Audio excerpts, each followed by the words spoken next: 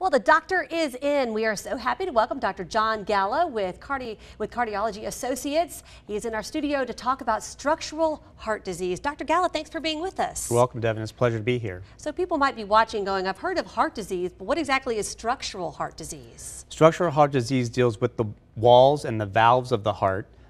Typically, some patients are born with structural heart disease in a congenital format. Also, sometimes with normal wear and tear, people can develop structural heart disease. So normal wear and tear, how might someone wear down those valves? Well, over a typical lifespan, people's heart will beat almost 2 billion times, and so just with that many beats of the heart, that certain things tend to wear out in patients, and when those things happen, we have people like me who are able to go in and fix those problems. All right, well, let's talk about how we could fix these problems. And you've got Sure. a model of a heart here, and a really amazing procedure that you've done hundreds of. Yes, yes. One of the biggest challenges is many times structural heart disease happens in older patients who are at the extremes of age, and they may not be interested in having their chest cut open and going on a bypass surgery, which is the typical treatment.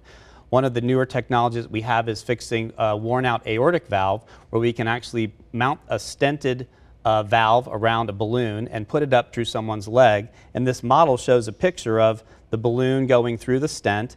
And this is inserted through the patient's leg through a plastic tube, and we blow it up, and then when we're done, take the balloon out, and the patient's left with a new heart valve inside of a stent, and typically overnight stay, they go home the next day. Wow, that's absolutely remarkable. So we were talking in the commercial break that stents are pretty common. People have heard of that. They and are. this is essentially putting a stent in, but it has a valve attached to Yep, it. they're hand sewn.